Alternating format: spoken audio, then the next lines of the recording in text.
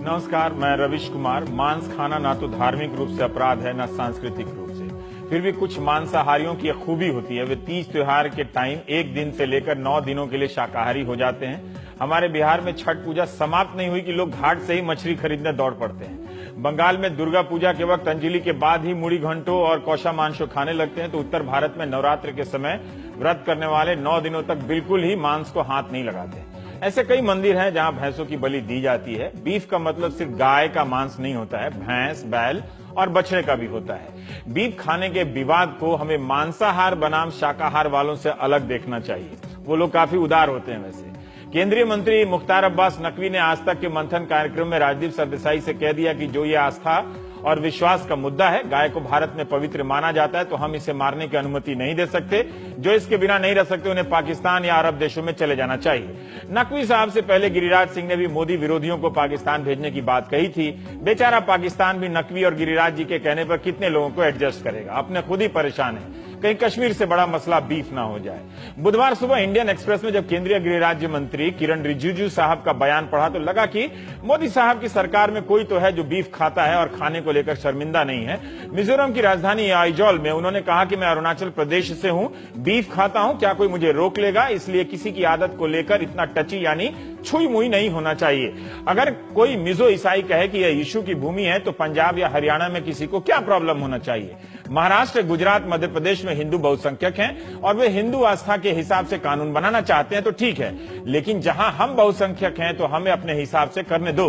काश के किरण साहब अपनी बात पर अड़े रह जाते, मगर आज सुबह उन्होंने दोपहर स्पष्टीकरण भेज दिया कि मेरे बयान को मिसकोट किया गया है। जब सिविल सोसाइटी और प्रेस ने मुझसे पूछा कि क्या बीफ खाने पर उन्हें पाकिस्तान जाना होगा, मैंने कहा कि भारत एक सेकुलर देश है और खान पान की आदतों को रोका नहीं जा सकता, लेकिन हिंदू बहुल राज्यों में हिंदू आस्था और भावना का सम्मान किया जाना चाहिए।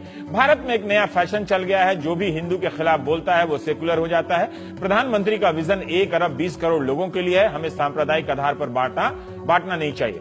वैसे गौर से देखेंगे तो इसमें दोनों बयान में आई वाज मिसकोटेड के अलावा कुछ भी मिसकोटेड नहीं है, लेकिन इसमें रिजिजू साहब बीफ खाने का समर्थन तो कर ही रहे हैं। शायद इसी को और क्लियर करने के लिए वो शाम को गुवाहाटी से बयान देते हैं कि मैंने ऐसा कोई बयान नहीं दिया है। मिजोरम के लोग, सिविल सोसाइटी और प्रेस ने मुझसे पूछा कि क्या उन्हें बीफ खाने पर पाकिस्तान जाना होगा, तो मैंने कहा कि हम संविधान से शासित होते हैं जिसमें हमारी आस्था है, जिसका सम्मान करते हैं। मैंने यह भी कहा कि मेरे परिवार में मेरी पत्नी और मेरे बच्चे कोई बीफ नहीं खाता है, लेकिन इसका मतलब यह नहीं हुआ कि मुझ पर थोपा जाएगा। इस पर कोई विवाद नहीं होना चाहिए। इस सफाई में भी एक झोल रह गया। वे अब कह रहे हैं कि थोपा नहीं जाना चाहिए। क्या वे एक्सप्रेस वाली बात ही कह रहे हैं? मिजोरम में रिजिजू साहब ने प्रेस कॉन्फ्रेंस में जो बोला है उसकी ऑडियो रिकॉर्डिंग भी मौजूद है, मगर मेरे पास नहीं है। रिजिजू ने एक्सप्रेस को चुनौती भी नहीं दी है, क्या पता एक्सप्रेस ही रिकॉर्डिंग सामने रख दे। दूसरी सफाई में उनका इस बात पर जोर है कि मेरे परिवार का कोई बीफ नहीं खाता है।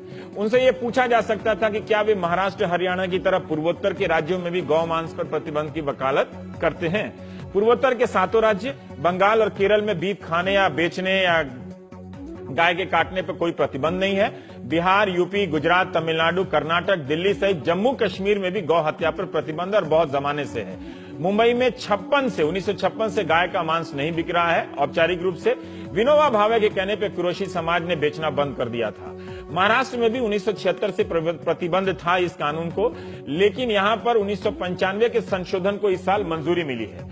नई सरकार ने गौवंश हत्या बंदी कानून के जरिए बैल और बछड़े के मांस पर भी प्रतिबंध लगा दिया है। महाराष्ट्र में 80% बीफ बैल और बछड़े का होता है। गाय का मांस तो बिकता ही नहीं है। अब कुछ स्मगलिंग होता है वो अलग बात है, लेकिन महाराष्ट्र में गाय का मांस रखना, भैंस का मांस रखना, खाना या कहीं और से ले आएंगे तो ये जुर्म है, अपराध है, जेल जा सकते हैं 7 साल के लिए। भारत दुनिया में ब्राजील के बाद भैंस के मीट का दूसरा बड़ा निर्यातक देश है। महाराष्ट्र, पंजाब और आपका उत्तर प्रदेश सबसे ज्यादा निर्यात करते हैं। भैंस को लेकर कोई राजनीति नहीं है, जबकि आप हरियाणा और पश्चिम उत्तर प्रदेश चले जाएं तो पता चलेगा कि लोग अपनी भैंसों से कितना प्यार करते हैं, बहुत प्यार करते हैं, लेकिन वे इस भैंस के निर्यात पर आंदोलन भी नहीं करते हैं। कांचा इलैया ने बफेलो नेशनलिज्म किताब में सवाल उठाया कि गाय पवित्र है तो भैंस क्यों नहीं है, गाय का काटना जुर्म है तो भैंस की बलि क्यों जायज है। महाराष्ट्र में प्रतिबंध के बाद किसान नाराज बताए जा रहे हैं। गोवंश हत्या बंदी कानून के बाद बीमार बैल और बछड़ों को पालना मुश्किल हो गया है। कई बार किसान इन्हें बेचकर 15 से 20 हजार कमा लेते हैं, कर्जा कम कर लेते हैं। अब इन्हें सूखे में भी बीमार बैलों की तीमारदारी करनी पड़ रही है। गौहत्या और गौमांस खाने को लेकर हमारे देश में राजनीतिक टकराव आज से नहीं, जमाने से हुए और दंगे हुए हैं। लाउडस्पीकर और गौ मांस को लेकर कई दंगे हो चुके हैं आपके देश में।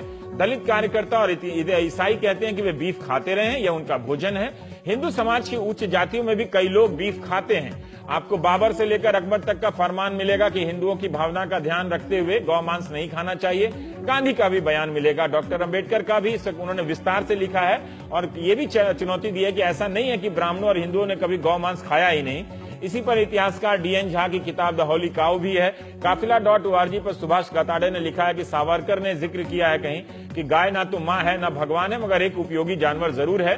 दूध क्रांति के जनक बी कुरियन ने अपनी आत्मकथा में लिखा है कि हमारे डेयरी बिजनेस में जरूर है कि जो अस्वस्थ गाय हैं उन्हें हटाते रहना चाहिए ताकि जो सीमित संसाधन है उसे स्वस्थ गायों तक पहुंचाया जा सके।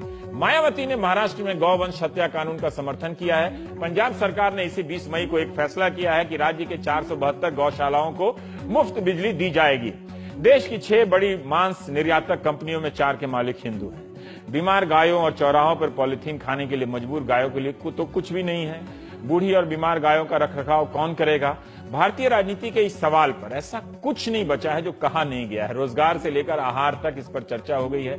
रिजिजू साहब हो सकता है कि एक बार और सफाई दें, लेकिन क्या हम इसे लोकतांत्रिक अधिकारों के चश्मे से देख सकते हैं? नहीं, खाने वाला तो वैसे ही मांस नहीं खाता है किसी भी चीज का, और जो खाता है उससे कानून से ही क्यों वंचित किया जाए। तो प्राइम टाइम